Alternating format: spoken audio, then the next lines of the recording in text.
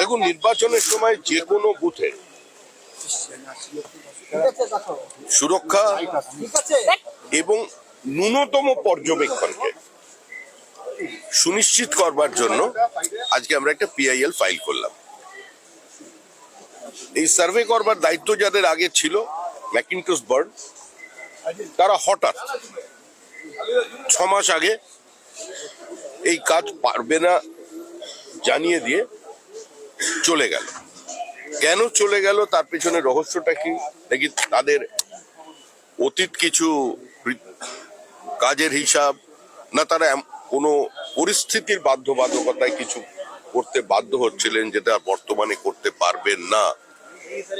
এটা তাদের পক্ষে হয়তো একটু বিপজ্জনক হয়ে যাবে, সে কারণে ছেলে গিয়েছিলেন কিনা এটা দেখা দরকার। দুই জিনিস হচ্ছে, নির্বাচনের আগে আমাদের প্রত্যেকটা বুথের নিরাপত্তাকে, বুথ পর্যবেক্ষণকে সম্পূর্ণভাবে নিশ্চিত করতে হবে।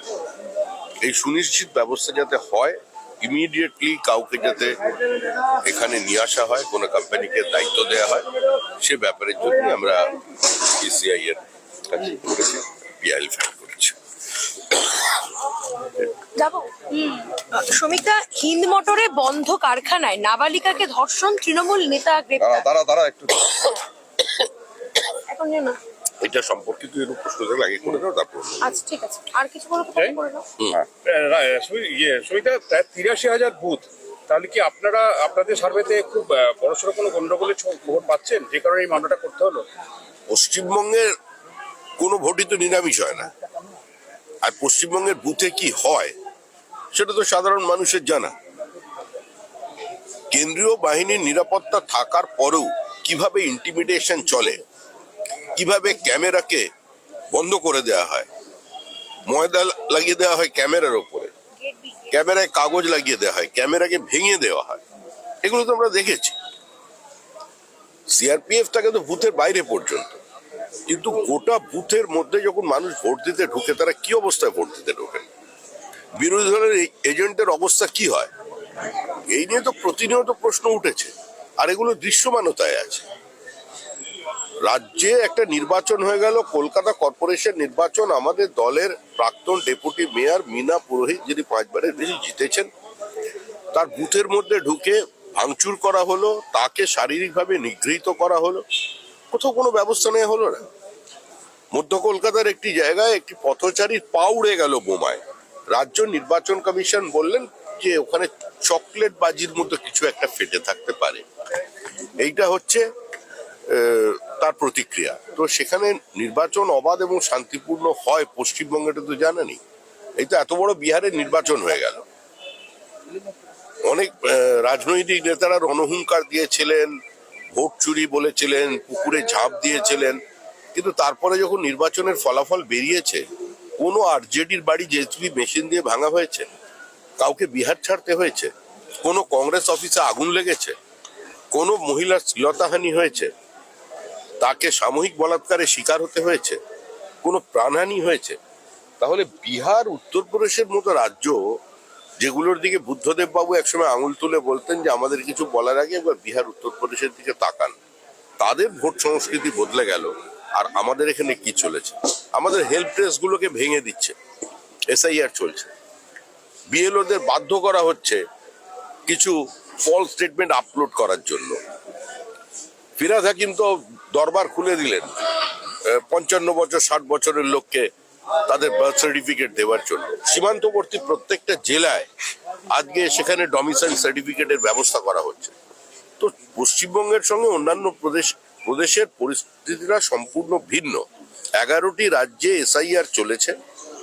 আমাদের রাজ্যের মুখ্যমন্ত্রী কাগজ ছিনতাই করার সময়ও এসআইআর এর কথা বলছেন।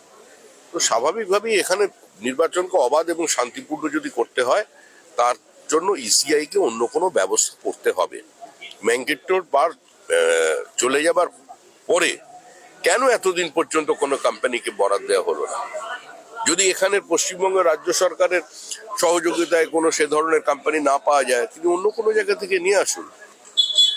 কিন্তু নির্বাচনকে অবাধ এবং শান্তিপূর্ণ করতে গেলে শুধুমাত্র ওই ভোটার লিস্টের এসআইআর করলে চলবে না, বুথকে সুরক্ষিত রাখতে হবে, নজরদারি বাড়াতে হবে, সম্পূর্ণ তাদের নজরদারিতে নিশ্চিদ্র নিরাপত্তার মধ্যে মানুষ ভয়মুক্ত হয়ে যাতে নিজের ভোটাধিকার প্রয়োগ করতে পারেন সেটা দেখবার দায়িত্ব নির্বাচন কমিশনের।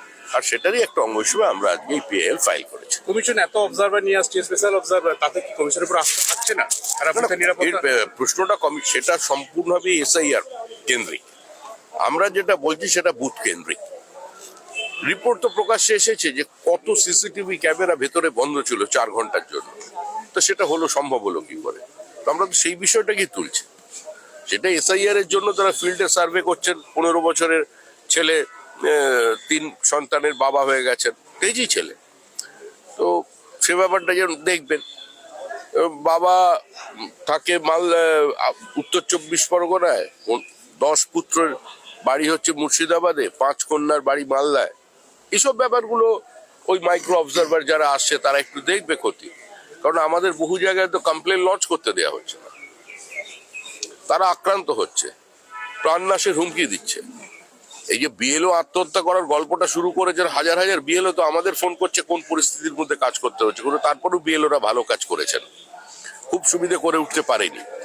এখন যেটা করছে তৃণমূল কংগ্রেস বেশ কিছু জেলায়, যেভাবে বার্থ সার্টিফিকেট বানিয়ে দিচ্ছে, আর যেভাবে ভারতবর্ষের বিভিন্ন প্রান্তে যখন বাংলাদেশি ধরা পড়ছে তাদের কাছ থেকে যে পরিচয়পত্র পাওয়া যাচ্ছে সেগুলো পশ্চিমবঙ্গ থেকে তারা সংগ্রহ করেছে। তো এটা তো করে জাতীয় নিরাপত্তার সঙ্গে, আভ্যন্তরীণ নিরাপত্তার সঙ্গে কম্প্রোমাইজ করে ফেলছে। এই অবস্থার বাইরে তো বেরিয়ে আসা দরকার। এটা তো শুধু কোনো তৃণমূল কংগ্রেস, বিজেপি, সিপিএম, কংগ্রেস এদের বিষয় নয়। এই বিষয়টা ভারতবর্ষের সমস্ত নাগরিকদের এবং পুরো পশ্চিমবঙ্গবাসীর। এই বিষয়টা তো সম্পূর্ণ ভিন্ন। শ্রমিকরা তিনবার করা নির্দেশিকা সত্ত্বেও এখনো পর্যন্ত এইআরও সহ 4 জন ডাটা এন্ট্রি অপারেটর, তাদের বিরুদ্ধে এফআইআর করা হচ্ছে না। কি চাইছেন? এই প্রশ্নটা আপনারা আমাদের এখানে যিনি নির্বাচনী আধিকারিক আছে তাদের করুন, আমি তো তাদের মুখপাত্র নই।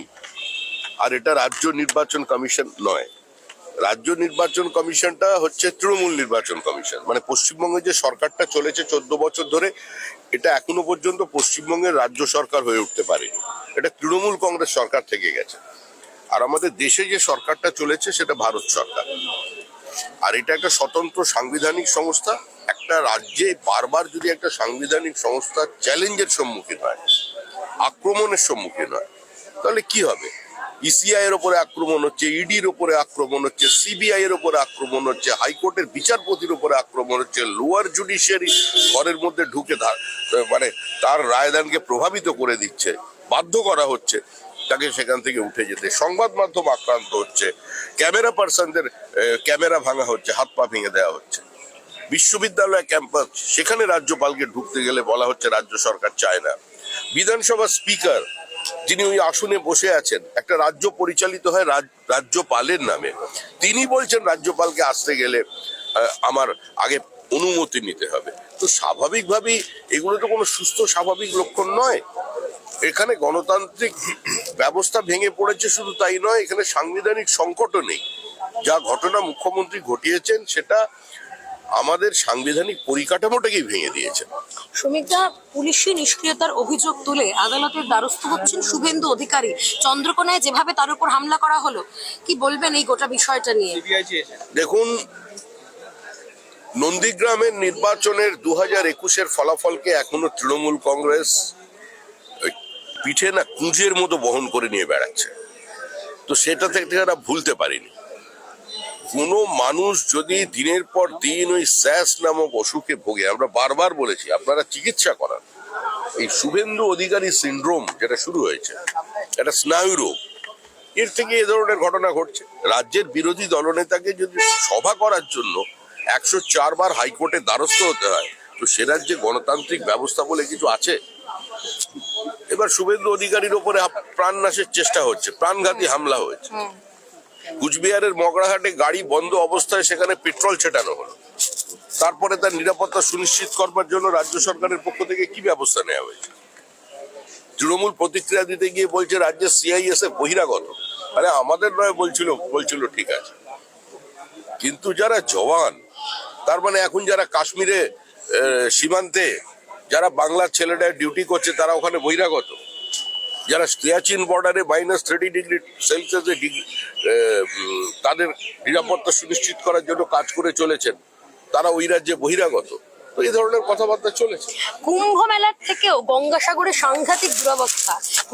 গঙ্গাসাগরে যারা আসছে তারা বলছেন কুম্ভ মেলায় দুরবস্থা কিনা হয়েছিল কিনা, কিছু মানুষ প্রাণ গিয়েছিল, এটা তো কেউ অস্বীকার করেনি। দুর্ঘটনায় গঙ্গাসাগর আরো কিন্তু খারাপ অবস্থা। কুম্ভ মেলায় মুখ্যমন্ত্রীর মৃত্যু কুম্ভ ঘোষণা করে দেওয়ার পরেও পশ্চিমবঙ্গ থেকে সর্বাধিক বাস কুম্ভ মেলায় গেছে।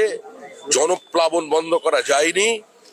এই উন্মাদনা, এই আবেগ, এই সাংস্কৃতিক বহমানতা, এই শ্রদ্ধা, ভারতবর্ষের মানুষের আধ্যাত্মবাদের উপরে তাদের যে সমর্পণ, সেটাকে কেউ বন্ধ করতে পারে না।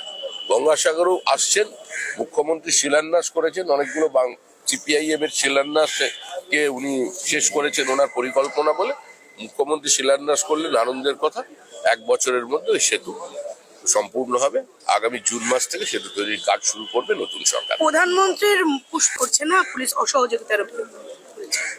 যেখানে প্রধানমন্ত্রীকে মুখ্যমন্ত্রী তুই বলে সম্বোধন করেন, আর যেখানে নোটবন্দির পরে মুখ্যমন্ত্রীর গলায় জুতোর মালা পরিয়ে তাকে একটা করে থাপ্পড় মেরে পাশে বিরিয়ানির দোকানে বিরিয়ানি খেতে ঢুকে যায় পার্ক সার্কাসে, তো সেখানে পুলিশ আর কি করবে? আর পুলিশ বলে আলাদা কিছু নেই। পুলিশের অসহায়তার কথাটা মানে সকলকে মানতে হবে। একজন উত্তরাধিকারী মিটিং করতে যাচ্ছে 2000-2500 পুলিশকে সঙ্গে নিয়ে। 150 মহিলা পুলিশের বাহিনী আছে যাদের জন্য কোনো শৌচাগারের ব্যবস্থা নেই। তারা তো এসে আমাদের দুঃখ প্রকাশ করছে যে কবে যাবে, আপনারা তাড়াতাড়ি আসুন। নবান্নের সামনে ধর্নায় বসার অনুমতি চেয়ে আদালতে দ্বারস্থ হচ্ছেন শঙ্কর ঘোষ। আবারও শঙ্কর বিরোধীকে ঘোষ যা বলার এই বিষয়ে শঙ্কর ঘোষ বলবেন ঠিক সময়। শ্রমিকদা, তৃণমূল বলছে কোনো ভোটারের নাম যদি বাদ যায় তাহলে বিজেপি কর্মীদের হাত পা ভেঙে দেওয়া হবে, এরকমই হুমকি দেওয়া হচ্ছে। ভেঙে দিলে ভেঙে দেবে, তবে তৃণমূল দল আমরা ভেঙে দেবো না। তৃণমূল দলটা উঠে যাবে, একটু অপেক্ষা করুন। শ্রমিকদা হিন্দ মোটরে এই ধরনের ঘটনা সামনে আসছে। দেখুন, এটার জন্য তো আমি তৃণমূলকে কিংবা মুখ্যমন্ত্রী মমতা বন্দ্যোপাধ্যায়কে বা সরকারকে দায়ী করতে পারি না। আসলে দুষ্কৃতীরা, অপরাধ মনস্ক মানুষরা মনে করছে সরকারটা তাদের সরকার, তারা ভয়মুক্ত হয়ে গেছে। এটা কারোর অনুপ্রেরণায় হয়েছে আমরা বলছি না, কিন্তু সামগ্রিকভাবে যে পরিস্থিতি হয়েছে, পুলিশকে কেউ আর ভয় পাচ্ছে না, প্রশাসনের কেউ ভয় পাচ্ছে না। সবাই মনে করছে আমাদের কিছু হবে না, আর সব দুষ্কৃতী ঢুকে পড়েছে তৃণমূল।